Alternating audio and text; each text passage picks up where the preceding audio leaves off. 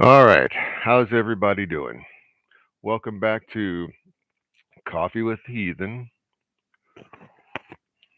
I've switched back to the headset because I was having trouble with the mic with echoing.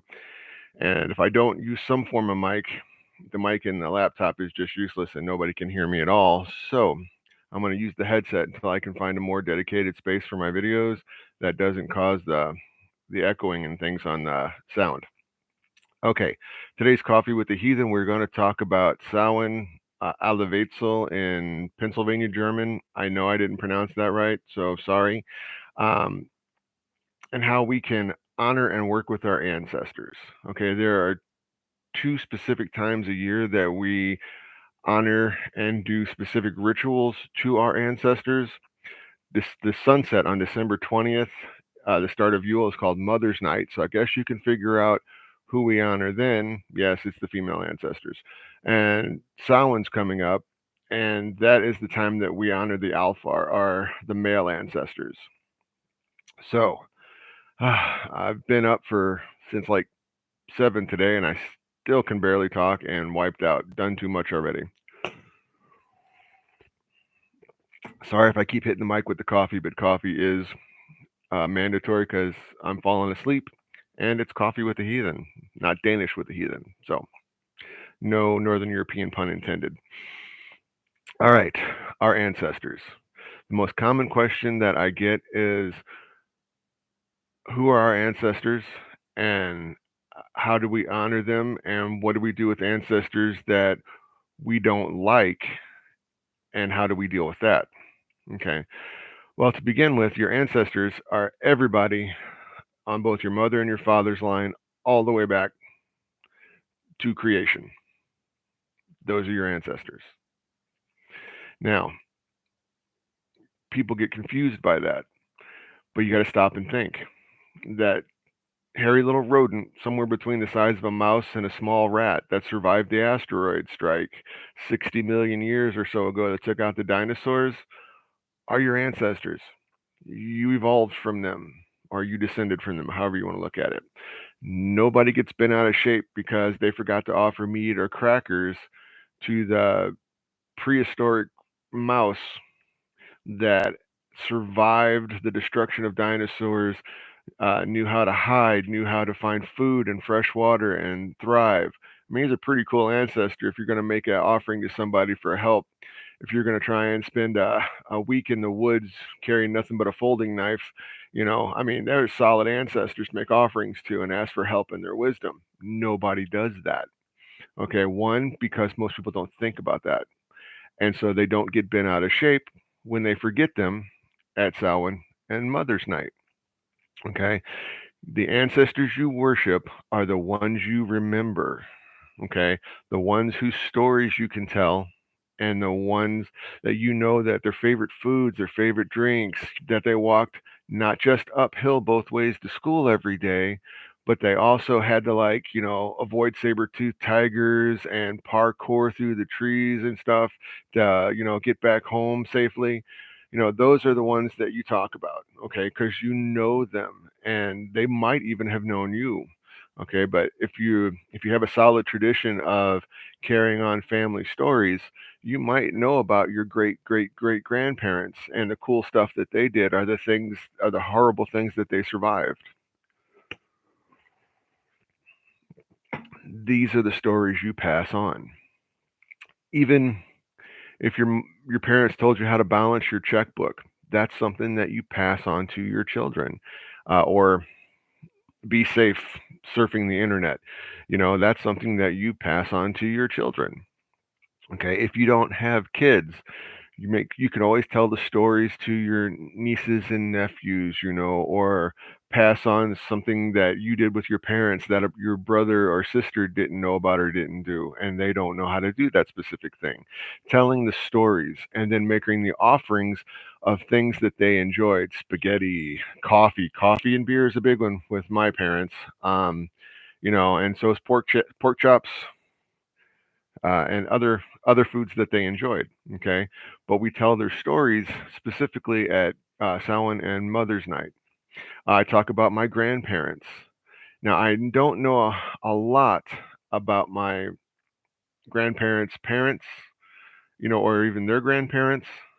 But I've done some research, the whole family tree thing, and gone back and I found out, different things about us. I know most of my family members were farmers, going right up until uh, the crash in the 1930s, and my dad's family, or my grandparents, lost their farm and had to move into the city. I know it sounds like an Alabama song, but it's true. And then here I moved back out to the country, and raising critters and planting crops. So swinging right back into that farming thing because it's like a stumble boast. My great grandparents were good farmers. My grandparents were good farmers. My dad lived on a farm for a time, and he taught me what he knows. And now I know I can raise chickens and rabbits and ducks and plow the ground and grow vegetables. That's the way it works.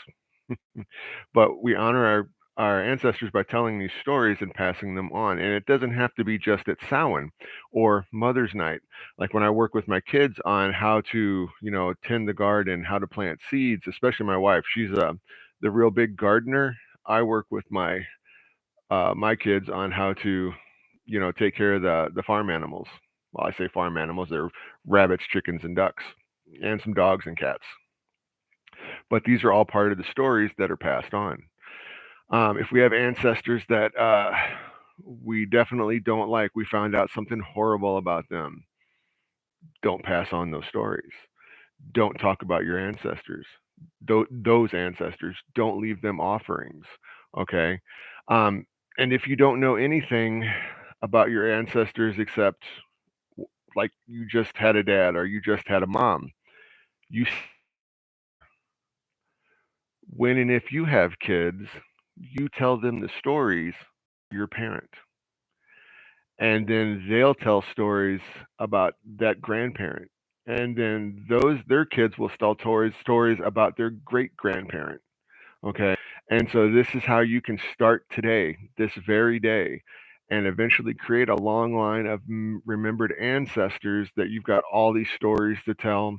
uh, a ancestor shelf full of pictures of them doing the things they loved or just sitting for a portrait. You know, you can always start right now. You don't have to try and start 600 years ago.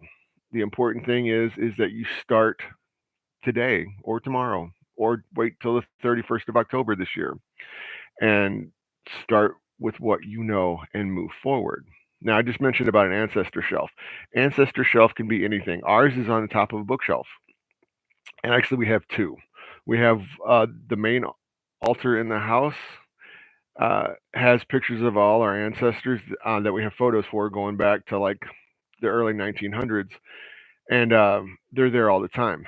But we have another one in the living room. So, like just last weekend, Crow Spirit brought out the male ancestor photos that we look at, talk about, and share their stories.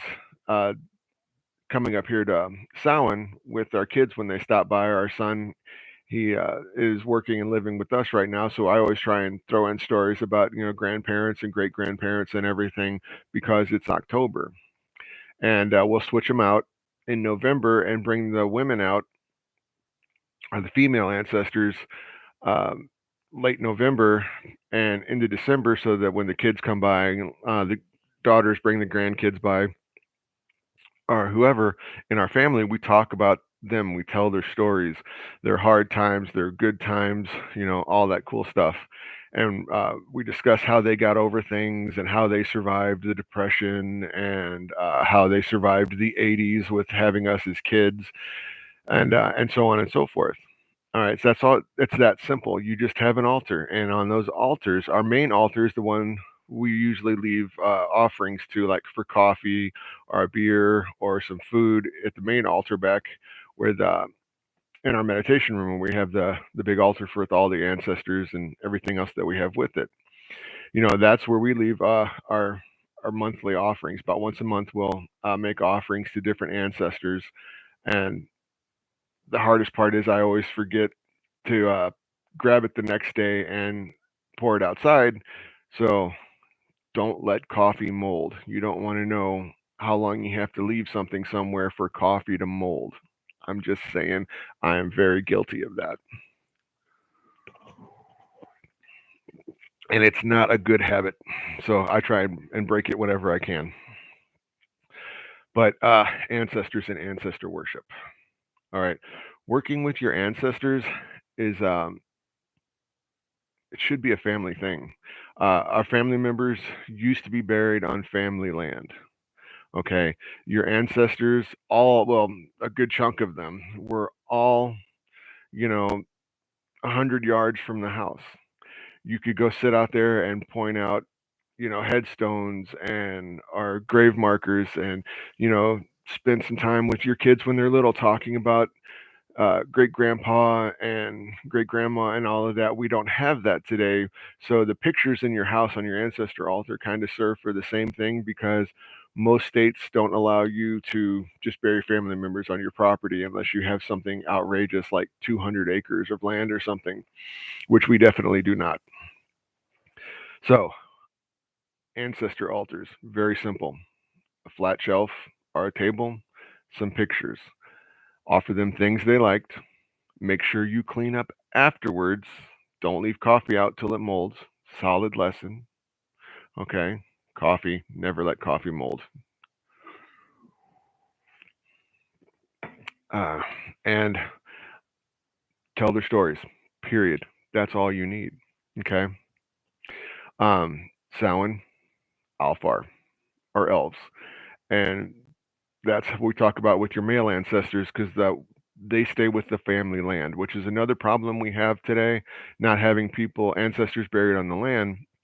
So you can have their bodies cremated and keep ashes on the property or in the house, or you can distribute them on the land. And this ties them. You get that whole family thing. My family's ashes are spread on this land for the last 7 generations. That's kind of how you get around not being able to have burial plots or a burial mound on your land today. But the male ancestors are the ones that stay behind, and monitor and watch over and care for the family and the family land year after year after year. Okay. Now, the female ancestors are the Desir.